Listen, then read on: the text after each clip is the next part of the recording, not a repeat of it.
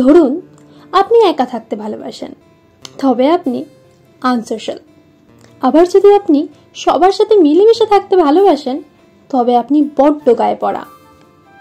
ধরুন আপনি ছোট ড্রেস পরতে ভালোবাসেন, তবে 100% শিওর আপনার ক্যারেক্টার একদমই ভালো নয়। ধরুন আপনি আবার সবসময় ঢাকা পোশাক পরতে ভালোবাসেন, তাহলে তো শুনতে হবে অতি ভক্তি চোরের লক্ষণ। ধরুন আপনি খেতে ভালোবাসেন, তাহলে আপনাকে শুনতে হবে একটু কম খা, এরপর তো ফেটেই যাবি। আবার যদি আপনি কম খান, তবে শুনতে হবে তোকে নিমন্ত্রণ করাই বেকার, আমার একটা প্লেটের দামই ওঠে না। ধরুন আপনি নিজেকে সব থেকে বেশি ভালোবাসেন, তাহলে শুনতে হবে আপনি বড্ড স্বার্থপর। আবার যদি নিজের আগে সবাইকে রাখেন, তাহলে আপনাকে শুনতে হবে আপনি নাকি একটা আস্ত বোকা মানুষ।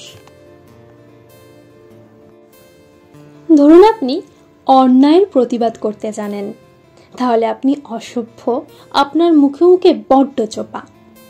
আবার ধরুন আপনি অন্যায় দেখেও চুপ করে থাকেন, তবে আপনি কি জানেন মেরুদণ্ডহীন। যদি আপনি ঘুরতে যেতে ভালোবাসেন, তবে আপনি বড্ড বেহিসাবি। আবার যদি ঘরে থাকতে ভালোবাসেন, তবে আপনি বড্ড কিপটে। ধরুন আপনি খুব আধ্যাত্মিক, তবে আপনি বড্ড ব্যাকডেটেড। আর যদি আপনি মডার্ন হন, তাহলে আপনি নিজের সংস্কৃতিকে ভালোবাসতেই জানেন না। অনেক তো হলো, অনেক তো শুনলেন, এবার না হয় আপনি আপনার কথা শুনুন। বাকি সবাই তো আপনাকে শোনানোর জন্য আছেই। ধন্যবাদ।